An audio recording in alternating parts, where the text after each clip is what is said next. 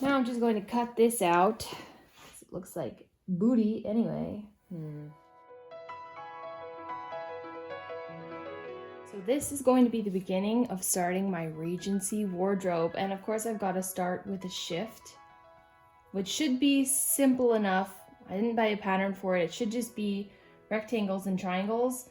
So I'm going to cut out two main body pieces that are going to be long squares. And I got some like basic measurements, just like I want to make sure the chest is greater and like the hips are greater so that like it's not tight. Those are just like some semi measurements to go off of. For the length, we'll go with 45 inches for these long body rectangles. And for the width, since we need it to at least be 50, which would be 25, let's do maybe 27 inches. And then what I'm going to do is cut out triangles. This is going to be the top, so there'll be a neckline here. And I'm going to cut out triangles, and I'll make this 1.5 inches here. And the same thing on this side. And then those will get flipped and added to the skirt out here, basically, is what it'll end up with. Now that's for the body. For the sleeves, I want really short sleeves, so they'll end up being rectangles. I want them to only be like 5 inches long. And I've got the minimum there, so probably like 18 inches. I want them to be pretty tight fitting. And then of course there'll be a gusset. I'm not sure what size, maybe 4 inches by 4 inches. That's gonna go with the sleeve that's then going to be attached to the body of the shift. Now for this shift, I would like, so I have like all of, these are just random scraps that I don't know how big they are. Some linen, some cotton, some unknown. So these are my linen scraps. I bought this. I know what these are. This is a heavier weight linen. I wouldn't want that for a shift. But these are random pieces of fabric I got out of a bin at a garage sale. And I would love to use these. They're, who knows what these are. Probably like some sort of cotton muslin, which I feel like is very much a Regency fabric for undergarments. And I don't know, that's definitely a different fabric than this. It looks like maybe there's the most of this one. Maybe I'll use this. These are smaller, it looks like.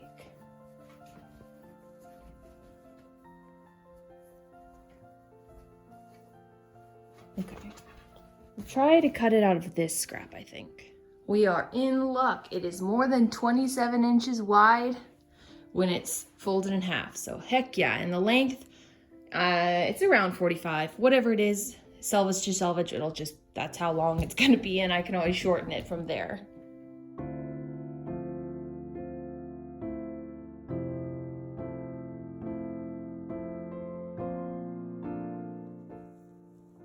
Well, we have a little bit of a problem. I should probably just recut gores because I always forget and I cut them super skinny, and then I remember that like with the seam allowance, and then when you put it in, they end up losing like all of this usable chunk at the top because they're so tapered that then they just become these little like stubby gores that are just not gonna work. So I think for now I'll just focus on this part of the shift, and then once like the arms are sewed in, I will deal with what I want to do about this part of the shift, and if I want to cut bigger gores that are like that wide instead of that wide. It's taken me a second to remember that my sleeve is super short, so it's shorter than it is wide. So the gusset's going to be like this. The gusset almost takes up the whole length of the sleeve, which makes sense because it's a 4-inch square and a 5-inch sleeve. So this will be sewed on to the sleeve seam, and then there'll just be a little tiny bit without the gusset in the path of the stitch. Okay, I'm gonna walk through this gusset making because it can be kind of confusing and I always have to think about it. So we'll start with just lining up the gusset along the arm seam. And we will sew that until, not until the end of the gusset, but until the seam allowance away from the end of the gusset is. So we're the seam allowance away, so I'm just gonna pick that up.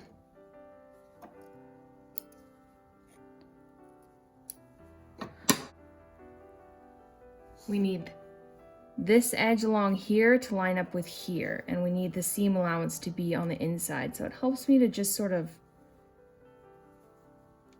see the gusset come together, and then I just turn it inside out, and I know, turn the whole thing inside out. And now I will sew this up until here. Right until we get to that other one. I just put a few back stitches. And now we have the gusset is in there. Here's the inside, and the last little bit we'll need to sew up. Normally this is longer on a sleeve, but mine are very short. So now I just need to finish up this stitch here.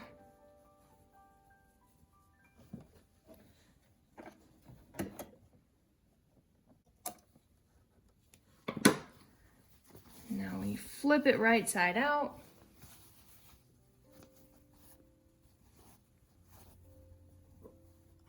I'll press those seams, and eventually I will flat fell them on the inside, but I'll do that. That's the last thing I do is finish off all the seams. But now we have a sleeve that will be inserted into the shift, just like this. So this will be along the shift edge, and then this will be the edge of the sleeve. 2 sleeves are done. Now I just need to sew up the neck of this. I decided not to cut, sometimes for the shift you cut it all as one piece, so this neck is actually a fold, and then you cut out the neckline from there, but I didn't have that size of fabric. So I know I want, you know, at least 3 inches on each shoulder seamed up, so I'll do that for now. And you know, I can always change it once I start figuring out the neckline.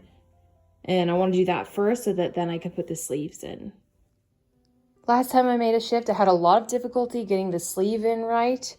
So now it's helpful actually that I have the shoulder seam, because I can see that this is the inside. So I know this is the right side, and I have my sleeve with the right side out, so that when I slide this in, right side is touching right side. So I at least feel semi-confident the sleeve's gonna turn the right way out, but you know, I make mistakes all the time, so this could be wrong. I guess you will see, or you're screaming at me like, you're an idiot, don't do that. But I think this is right.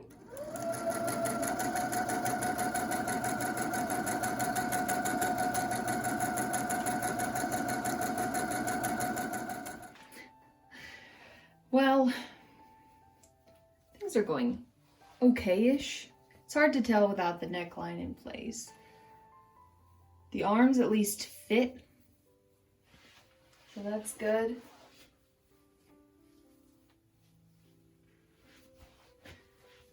I'm going to sort of draw in a semi neckline. That, I think.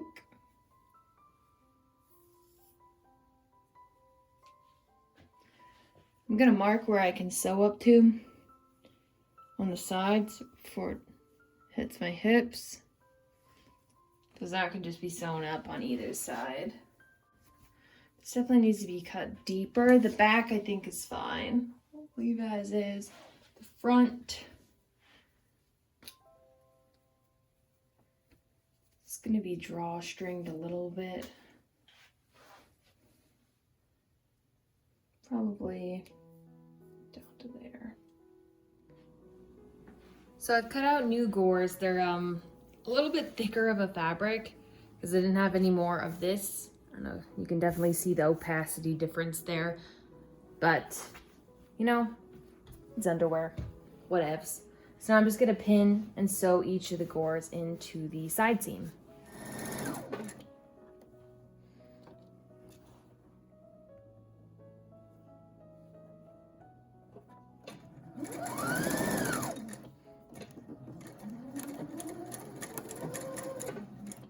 All right, the gores are inserted. On the right side, they look like this.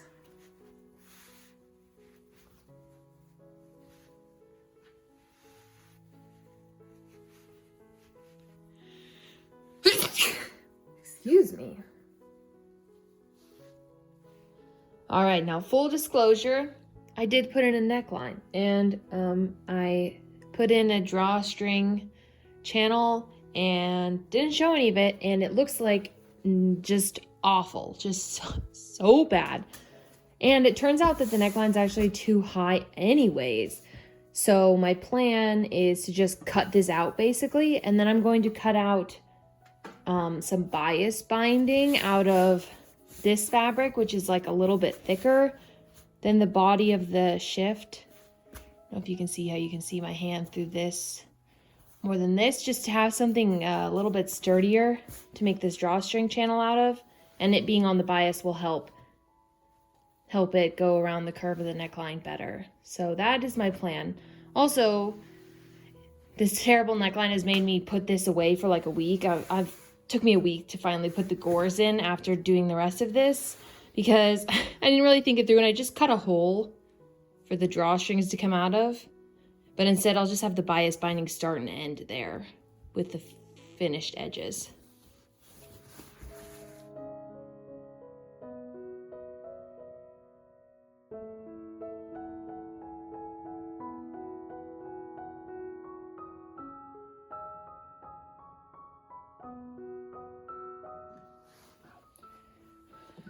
Now I'm just going to cut this out. It looks like booty anyway.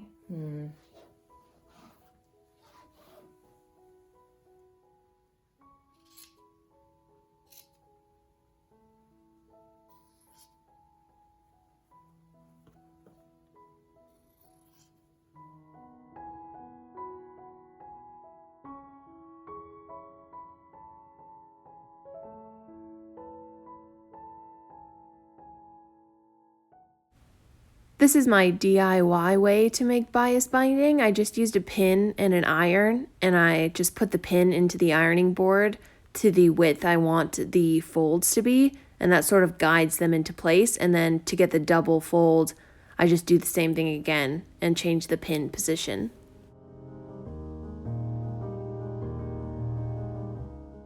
Once that is done, it's then pinned on to that raw edge of the neckline. I'm not showing it very well, but you can see that I'm trying to pin both sides of the tape and catch the raw edge in between them. I'm a little afraid for this.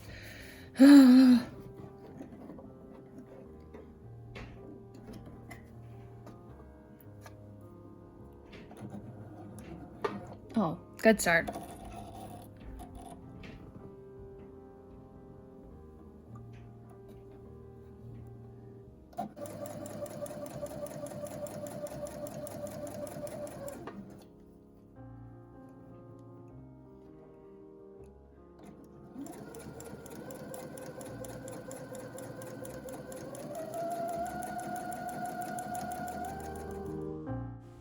To thread through the ribbon, I have my needle with the biggest eye. I need to buy a blunt needle, but instead I just wrapped tape around the pointy end of the needle, and it worked great. So that's my makeshift blunt needle for this.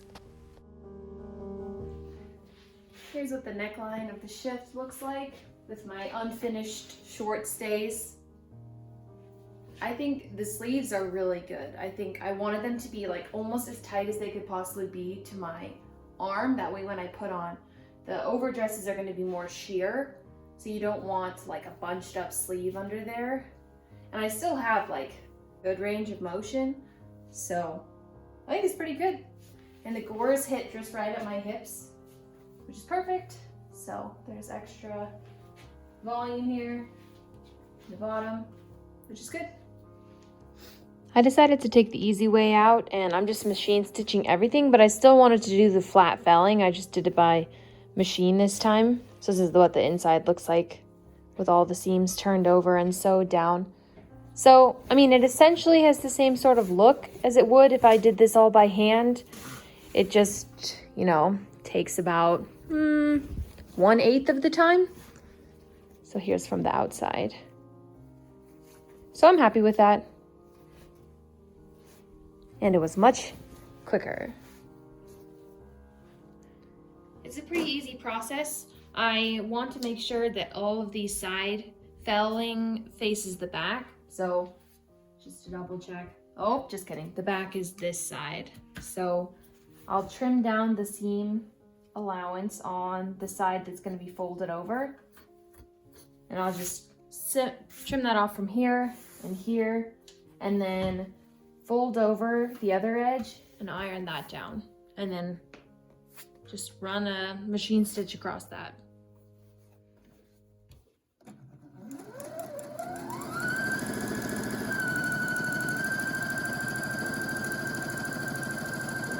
Apparently I have a need for speed when using this machine I'm borrowing from my mom. I can't seem to sew slowly.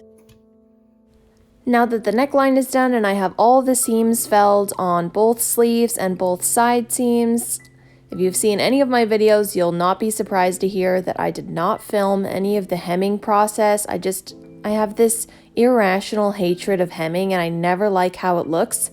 So I just end up not caring and just folding it over twice and throwing a machine stitch on there and calling it good. So that's what the hem ended up looking like. It's all right. I don't hate it as much as I normally do, and it's a similar width to the felling seams, so I like that. And that's my first Regency garment done. What should have taken one day really took a week because I got frustrated and had to put it away, but it turned out great. And coming up next, what you got a sneak peek of, is going to be my Regency short stays, so that will be posted next. Thanks for watching.